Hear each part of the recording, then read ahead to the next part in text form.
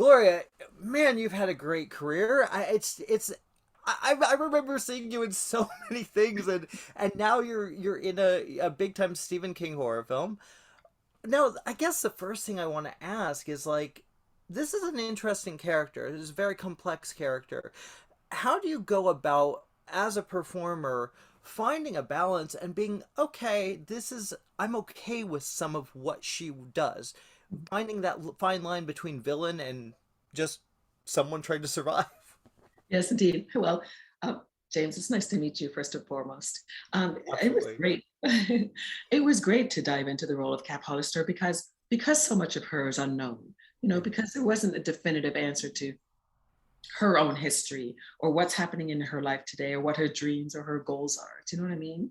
Yeah. She certainly doesn't see herself as a villain or a hero or any of that. I mean, she's clearly her job.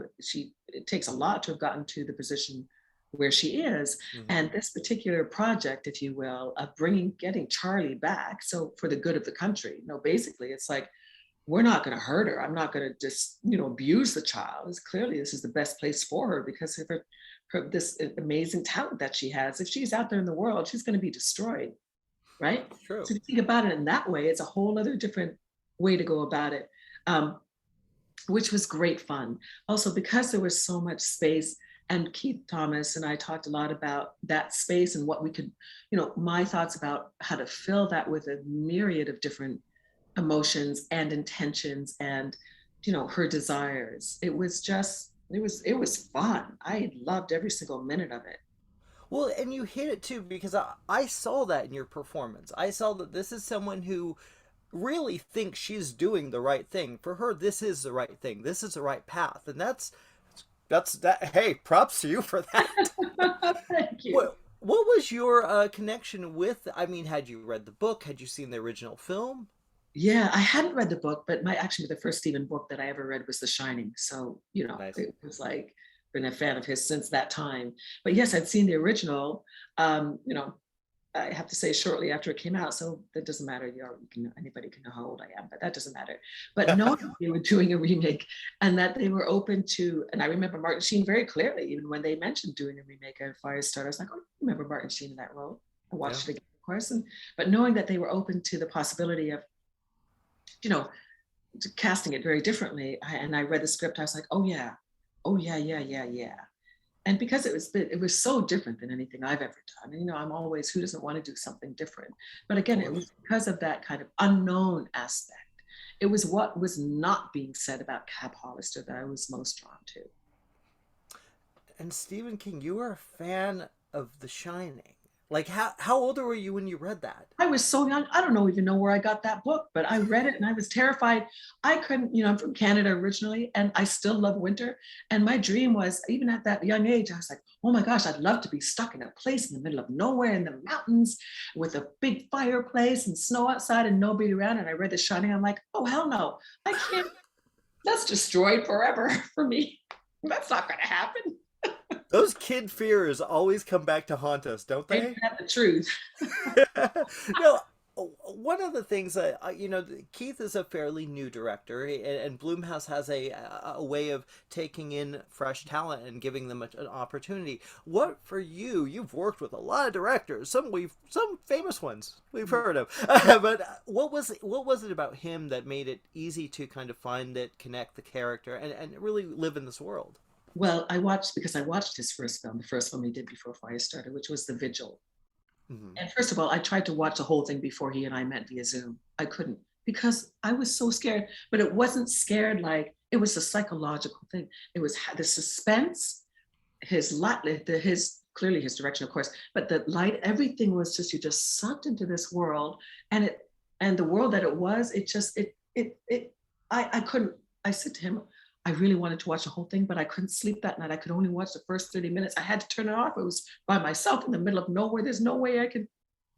And he laughed, and his personality is awesome and his talent is extraordinary. And I knew, actually, of course, and he said, just stick with it, blah, blah, blah. His elements of how he brings family, the issues, the fundamental human issues of family and the complexities and loss.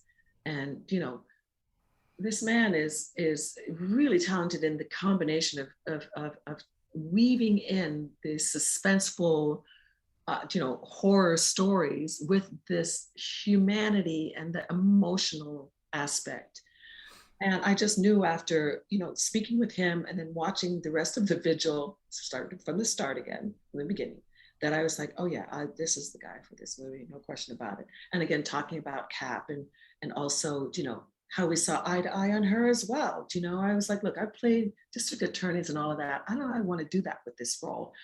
I'm a pretty attractive, sexy woman. I want to bring that to the role. I'm not going to just, it's like, yeah, okay, good. I'm like, because here's what you got. You got to use it. Yeah, damn right you do. And so there we go. I mean, look, you're working with Zac Efron, who has been also been in the business at a very young age. What was it like working with him? That's my last question. I just saw time to wrap. So what was it like working with him? Oh, it was so fun. Again, he has been, Zac and Ryan and Michael Grey Eyes, all great. But Zac was, like you say, he's been around for a long time.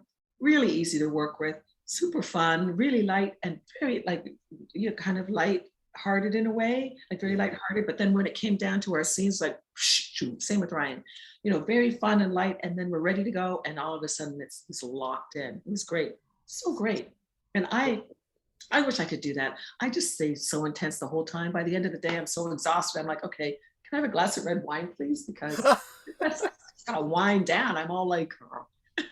Well, you're a hell of a great actress, so that's the fact. So it was a pleasure talking to you. The pleasure was mine. It's great fun.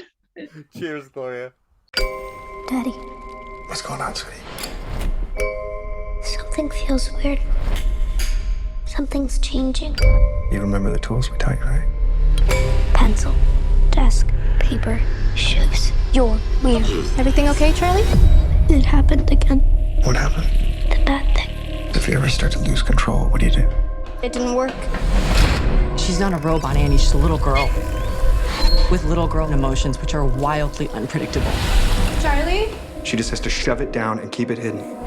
Our responsibility is getting her ready. Our responsibility is to protect her. Charlie? If they catch her, they're gonna put her in a cage. Charlie? They're gonna run tests on her for the rest of her life. We'll never see her again. If who catches me? Something's happened. I need it handled with discretion. And I need her back alive. Holy shit. Do you know what it means to be on the run? Bad men are after us. Really bad. I hate living like this! You're special, Charlie. I'm not special. I'm a monster! Charlie! I want to help her. You want to use her. Charlie? Don't be stupid. Where's Mommy? Do you feel that? Let her go or it's gonna get a lot worse. Where's Mommy? Tell me now! She's the first of her kind. A real life superhero. You need to understand how to use it. It can't be a reaction. It's gotta be a decision. That's the only way that you can control it. She's becoming a young woman. I'm not going to jail. And someday soon, you're gonna change the world. She may be capable of a nuclear explosion. Run, Charlie! On your knees! Simply with the force of her mind. The whole world's going to hell. Promise me that you'll never use your gifts to hurt people. I'll only hurt bad people, I promise. Trust me, Charlie. You don't have to be afraid. Please, I can help you. Liar, liar. Pants on fire. I don't want to hurt anyone. But it feels kind of good.